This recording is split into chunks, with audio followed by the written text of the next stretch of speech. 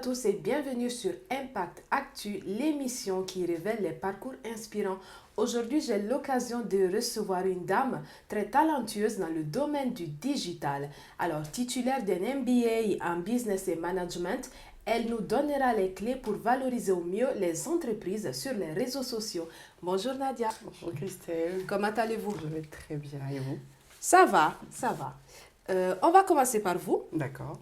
Et vous allez nous faire une petite présentation de vous, histoire de vous faire connaître face à nos internautes. D'accord. Alors, je suis Nadia Debré, ivoirienne d'origine, déjà, et puis expert dans le domaine du marketing digital, on va dire ça comme ça, pour commencer. Très bien. Et quel est votre parcours? Alors, mon parcours, j'ai d'abord obtenu une licence de droit privé en Côte d'Ivoire, un peu par contrainte, hein, avec l'histoire des parents. Juste après mon bac, j'ai voulu faire de la communication, du marketing, mais à l'époque, ce n'était pas très bien vu. Du coup, on m'a orientée vers le droit. J'ai obtenu quand même la licence de droit privé. Et après, j'ai voulu faire une réorientation, en marketing communication. Et pour cela, je suis allée au Ghana. Parce que pour moi, dans ce domaine, il fallait absolument que je sois bilingue, que je comprenne l'anglais, que je sois vraiment très à l'aise avec des outils en anglais. Je vais au Ghana et là-bas, j'obtiens le proficiency, voilà, une maîtrise de la langue anglaise. J'ai l'opportunité de travailler dans une télévision anglophone où je m'occupe d'une émission francophone, la seule émission francophone de la chaîne. Et ça me permet d'avoir une autre vision en fait, de tout ce qui est communication, parce que les anglophones, c'est un peu différent de nous les francophones. Ensuite, je viens en France, où je viens pour avoir un diplôme. Parce que de la licence à ma venue en France, tout ce que je faisais dans la communication était beaucoup plus en mode autodidacte. Je me suis fait former, voilà, j'ai beaucoup regardé des vidéos, j'ai appris en ligne. Donc je me suis dit, pour être vraiment quelqu'un, pour être vraiment une professionnelle dans ce domaine-là, il fallait que je vienne avoir un diplôme. Il fallait que j'apprenne les codes du marketing et c'est pourquoi je viens en France. Et j'obtiens mon MBA e-Business and Management à Éthique. Voilà, experte en stratégie digitale. Et aujourd'hui, quelle est votre profession? Aujourd'hui, je suis chef de projet digital dans une entreprise basée à Paris qui consiste en fait à piloter toute une équipe. C'est-à-dire que lorsque l'entreprise a un nouveau projet, on a besoin de se faire connaître, de faire connaître un nouveau produit, un nouveau projet sur la toile. Donc, c'est toute une équipe à gérer, en passant par le brainstorming, c'est-à-dire l'échange d'idées. Il faut gérer les développeurs, il faut gérer les monteurs vidéo, il faut gérer les infographes. C'est vraiment toute une équipe jusqu'à ce que le produit se fasse connaître sur le marché. Ensuite, il faut aussi garder les clients, il faut attirer, garder et savoir en fait bien présenter le produit. Donc c'est toute une équipe à gérer et à chaque fois on a de nouveaux projets comme ça. Donc je suis chef de projet digital ici en France. Et quelles sont, disons, les compétences qu'il faut avoir pour se lancer dans le monde du digital? Alors, je dirais que le monde du digital apparaît comme quelque chose de très à portée de main. On se dit qu'il faut aller directement sur Internet, il faut faire ci. Mais pour moi, l'une des compétences essentielles, c'est de se faire former. Il faut vraiment se faire former parce que il y a beaucoup d'amateurisme sur Internet. Et on peut se faire connaître par un buzz, on peut se faire connaître par plein de choses, mais ça ne va pas en fait durer dans le temps. Il faut se faire former pour apprendre des codes, pour apprendre des choses qui vont vous aider, qui vont nous aider à faire perdurer des projets, des entreprises. Et voilà, c'est vraiment de se faire former d'abord dans un premier temps. Et en termes de compétences, d'autres traits de caractère, il faut être très curieux, il faut être voilà, très curieux, il faut apprendre, il faut vouloir apprendre. Le digital, c'est un monde qui évolue beaucoup. Voilà, donc il faut être à même d'être toujours en train de se faire former, de connaître, et voilà. Je pense que c'est beaucoup plus la curiosité. Alors, nous allons à présent nous intéresser à l'ouverture de votre plateforme Oui, qui s'appelle Diagital, oui. si je m'abuse. Alors, déjà, pourquoi avoir choisi ce nom? Diagital, c'est Nadia Digital. Du coup, Ok. Nadia, c'est le dia de Nadia et digital. Donc j'ai mis Diagital, ça me paraissait un peu plus... voilà, c'est juste ça, il n'y a pas de mythe derrière. Et pourquoi avoir créé cette plateforme? Alors, j'ai créé cette plateforme parce que, puisque tout mon entourage, pardon, savait que j'évoluais dans le domaine du marketing, de la communication, donc j'étais toujours en train de recevoir des appels. Nadia, est-ce que je peux avoir un logo? Est-ce que je peux avoir... comment est-ce que j'organise ma charte graphique? Comment est-ce que je me présente sur Internet? Est-ce que tu penses que ça va cartonner et tout? Donc, je me suis dit à un moment, il y a un réel besoin pour certains qui ne sont vraiment pas du domaine, mais qui ont envie de faire connaître leurs produits sur Internet. Il y a un réel besoin d'être un peu coaché, d'avoir quelques bases. Donc, l'idée, c'était pas vraiment de reprendre tous mes cours ou de dire exactement tout ce que je fais en entreprise. C'était de donner en fait des bases. Des bases. Donc, je crée Digital, qui est une plateforme de coaching en ligne où je fais des vidéos, des petites capsules où je parle par exemple de comment faire une veille concurrentielle, comment se présenter sur Internet, quelles sont les erreurs à éviter. Et c'est des petites capsules comme ça que je fais pour pouvoir aider ceux qui sont novices. Voilà. Et depuis combien de temps existe cette plateforme? Alors, elle existe depuis 2018. Alors, ça a commencé timidement parce que, étant chef de projet dans une entreprise, j'avais vraiment pas assez de temps et d'énergie pour continuer. Je venais juste d'être embauchée, donc il fallait vraiment maintenir le cap, il fallait réaliser plein de projets. On me demandait beaucoup. Donc, c'était vraiment de temps en temps, quand je peux, quand j'ai un petit temps, je fais une petite vidéo et voilà. Alors, quelles sont les informations fondamentales à connaître pour avoir une bonne stratégie digitale? D'accord. Pour avoir une bonne stratégie digitale, pour moi, il y a trois choses importantes. Il faut connaître sa cible. Il faut savoir à qui on s'adresse. Parce que généralement, les gens sont frustrés de savoir que, bah, écoute, j'ai un très bon produit, j'ai une très belle entreprise, pourquoi on ne me remarque pas, pourquoi j'ai pas de clients? Juste parce que peut-être que vous pensiez que tout le monde serait intéressé. On n'est pas forcément intéressé parce que vous vendez, quoique votre produit est bien, mais il faut connaître sa cible. Il faut savoir à qui on s'adresse, il faut savoir qu'est-ce que ma cible aime. Et pour moi, c'est vraiment important. On fait un véritable travail avant pour savoir, vraiment, on a le cœur de cible, on a une cible qui est prioritaire, on a une cible secondaire, il faut savoir à qui on s'adresse. Deuxièmement, il faut avoir une bonne présentation sur Internet. C'est très important.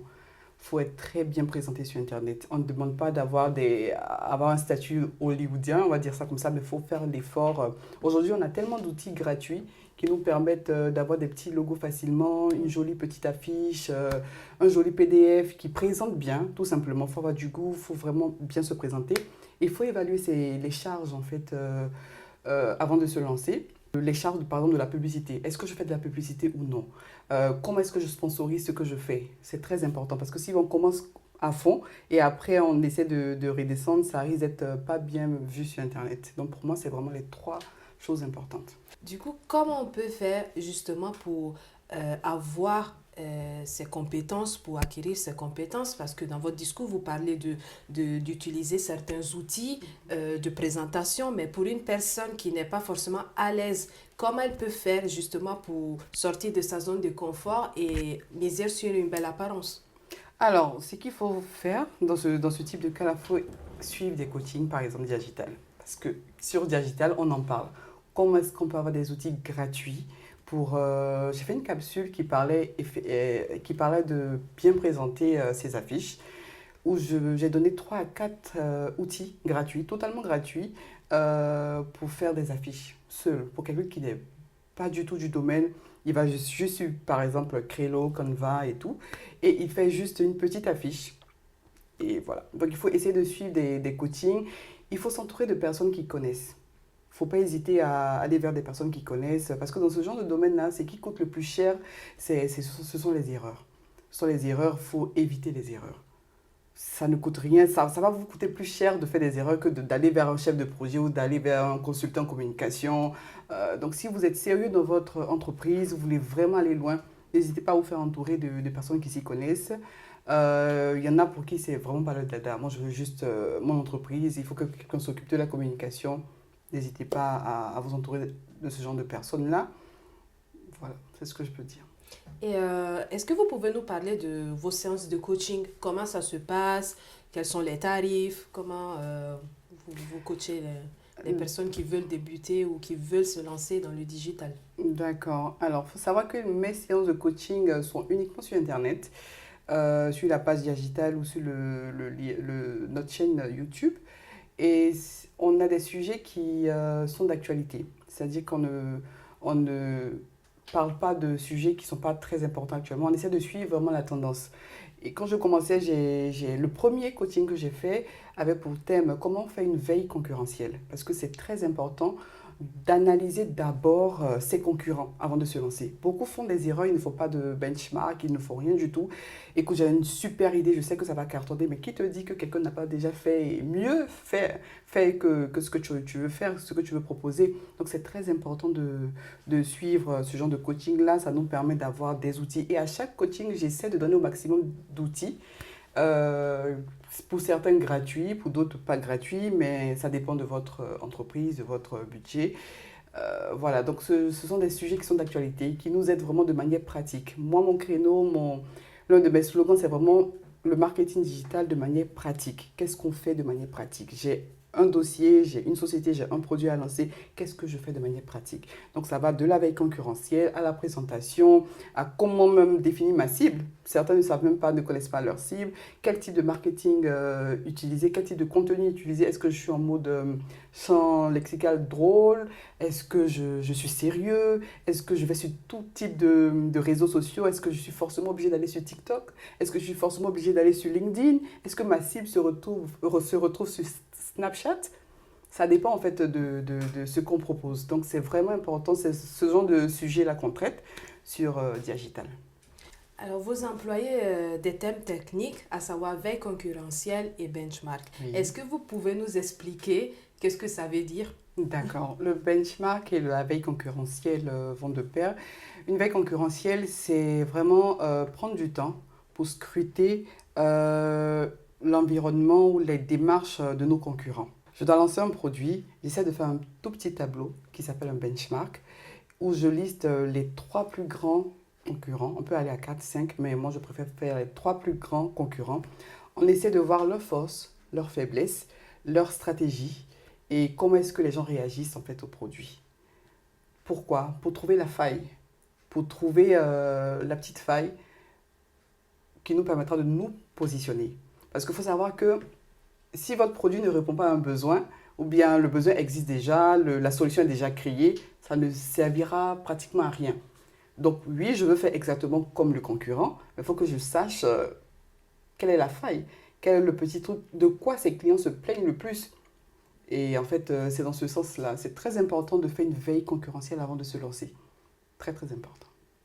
Donc là, du coup, je répondais sur ce que vous aviez Oui. dit concernant vos coachings. Vos coachings Oui. se passent en ligne, Oui. mais concrètement, un coaching chez Oui. Digital, Oui. comment il est constitué? Comment ça se passe? C'est juste des vidéos que vous postez ou vous recevez des personnes en un D'accord. endroit précis? Oui, dans un premier temps, on a le coaching en ligne vidéo où je fais des capsules en fonction des thèmes, en fonction des messages que je reçois. Et effectivement, on a des personnes qui m'envoient des mails, qui nous envoient des mails à toute l'équipe. Écoutez, j'ai suivi telle capsule, j'ai du mal avec tel domaine, est-ce que vous pouvez m'aider? Et là, ça devient maintenant un coaching personnalisé. Vous avez parlé tout à l'heure de gratuité. J'ai voulu faire les coachings en ligne gratuits. Voilà, je précise. En ligne, c'est tout à fait gratuit. C'est-à-dire que les capsules sont gratuites, sont accessibles à tout le monde. Sur le site, sur la chaîne YouTube, sur Facebook. Tout le monde peut aller aujourd'hui sur la page Digital pour suivre le coaching, la capsule qui a été faite. Par contre, si vous venez me voir, vous venez voir l'équipe, vous dites, bon, moi je dois lancer un site internet. Comment est-ce que je me fais référencer? Est-ce que je suis obligé de sponsoriser? Quel type de mots-clés je peux utiliser pour me faire référencer? Est-ce que vous pensez que dans mon domaine, je dois aller sur tel type de réseau? Ça devient un coaching personnalisé. Et effectivement, ça répond à d'autres critères, à d'autres conditions. Aujourd'hui, l'équipe Digital est composée de combien de personnes? Alors, on n'est pas nombreux, on est autour de 5 personnes. On a un développeur, on a moi qui suis un peu chef de projet aussi à ce niveau-là, bien que fondatrice.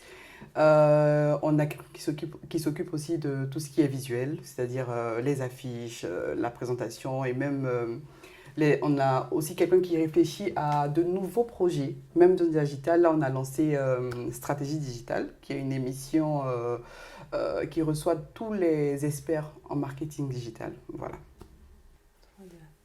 Est-ce que vous pouvez vous définir comme un manager digital?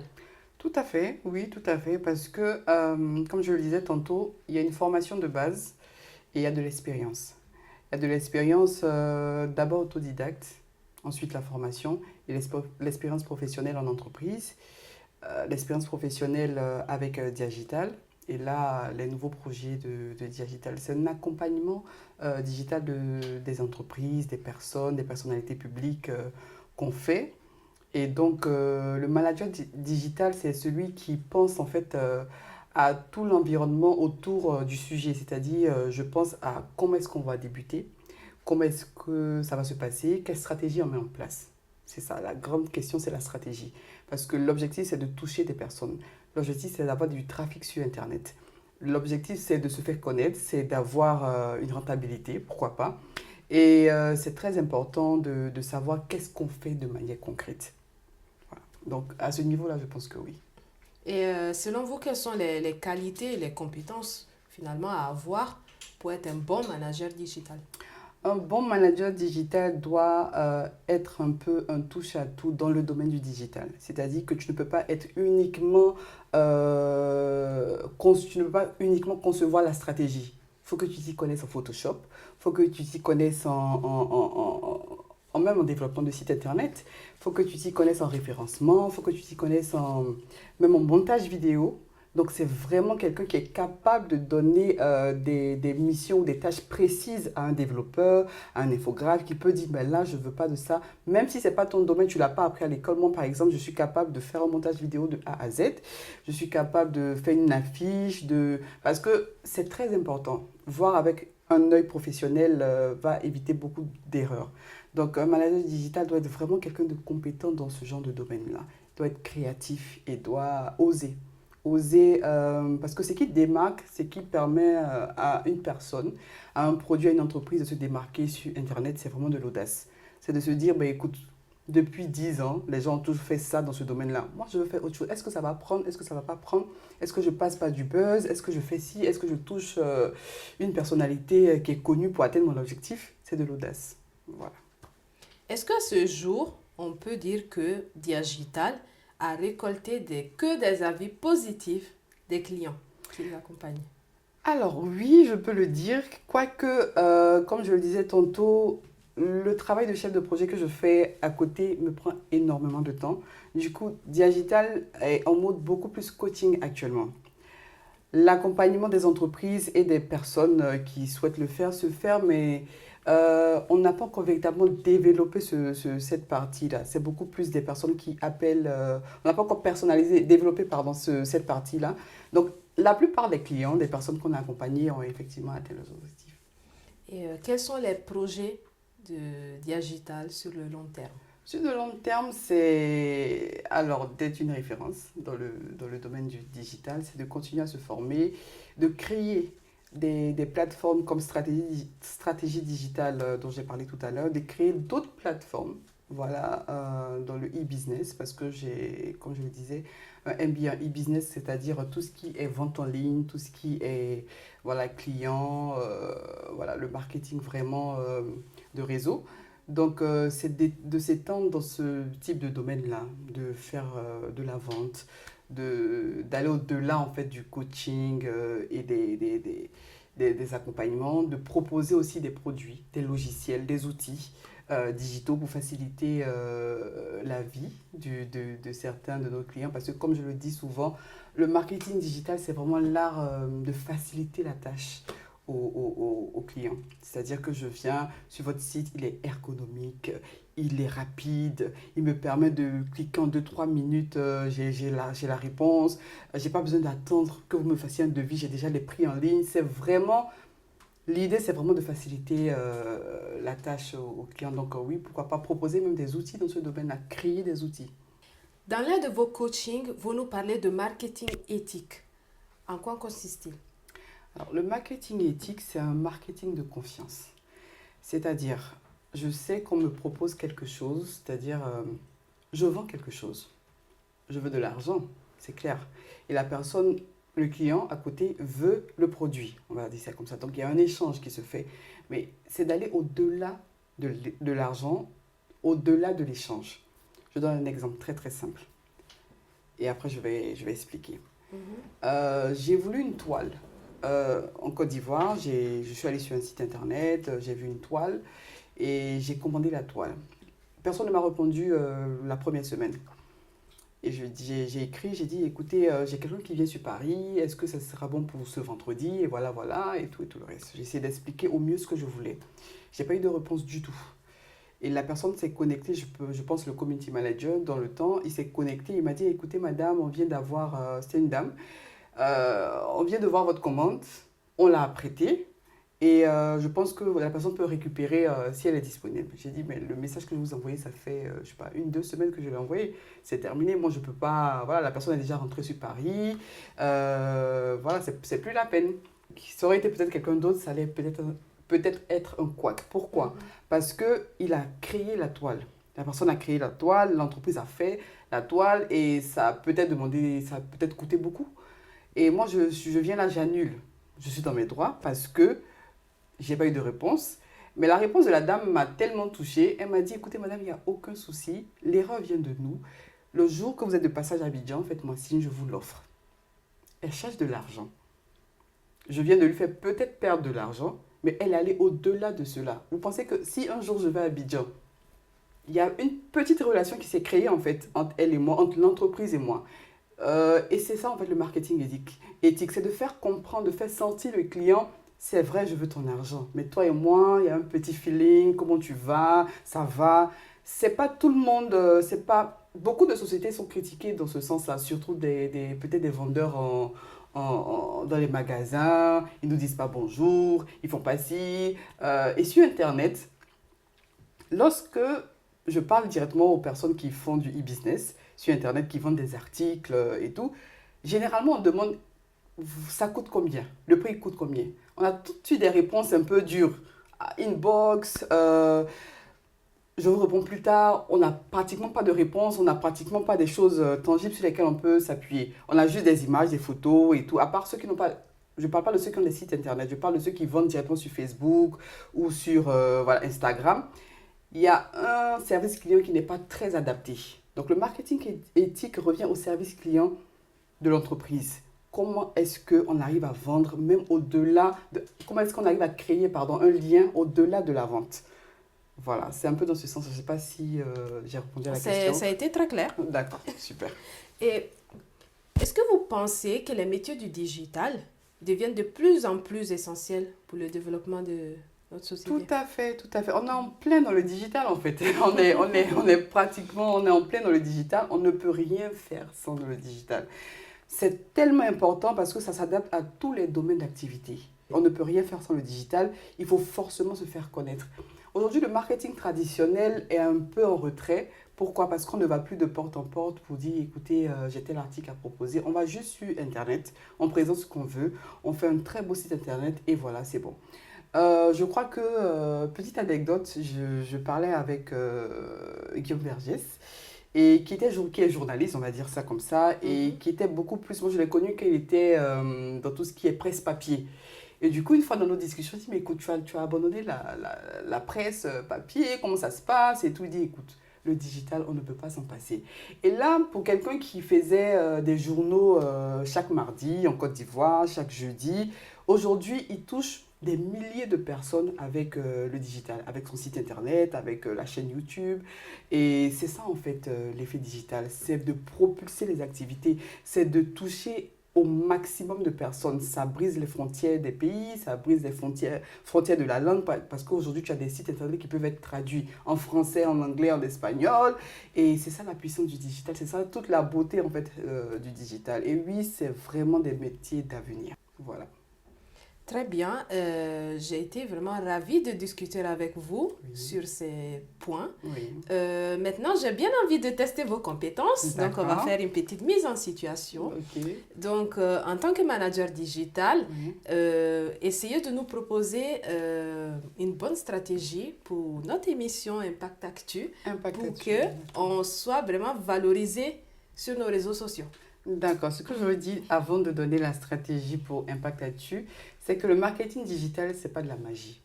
Donc, n'ayez pas de problème à commencer tout doucement, à se faire connaître tout doucement. Ça respecte des codes, ça respecte plein de principes. Donc, c'est vraiment étape par étape. Ça, il n'y a aucun souci à ce niveau. Parce que les gens, souvent, quand on dit marketing digital, ah non, il faut que je fasse ci, il faut que je sponsorise pour être... Non, non, non. On essaie d'aller tout doucement et voilà. Deuxièmement, pour la stratégie, c'est d'abord, comme vous le faites actuellement, avoir du contenu de qualité. Ce qui intéresse des personnes, c'est vraiment du contenu de qualité. Pourquoi est-ce que je vais prendre de mon temps pour aller regarder Impact Actu avec Christelle You? Parce que je sais que Christelle, elle a des invités qui me motivent, qui me donnent une autre perception de ce que je veux faire, voilà, qui sont inspirants. Voilà. Donc, à ce niveau-là, c'est vraiment le contenu. C'est vrai qu'on parle de belles présentations. Ça, il n'y a pas de souci à ce niveau-là pour Impact Actu. Le plus important maintenant, c'est le contenu. C'est toujours avoir des invités qui sont inspirants et avoir d'autres rubriques, pourquoi pas. Je pense que c'est à ce niveau-là. Concernant tout ce qui est marketing à côté, que ce soit pour sponsoriser, que ce soit pour être bien présenté sur Internet, je pense que l'équipe est déjà parfaite. Voilà. Donc moi le point le plus important, je pense, c'est le contenu. Parce que ça vient vraiment répondre à un besoin. Ça vient répondre ça vient comme une solution en fait. Voilà. Donc je pense qu'à ce niveau-là, c'est sur ça que vous devez maximiser. Merci beaucoup Nadia pour ces suggestions. Merci à vous Christelle. Je remercie aussi tous les internautes, tous les visiteurs qui nous ont regardés aujourd'hui. Et moi, je vous donne rendez-vous à une prochaine fois pour la présentation de nouveaux parcours inspirants. Ici, c'est Christelle You. Je vous souhaite une agréable journée ou même soirée. À bientôt.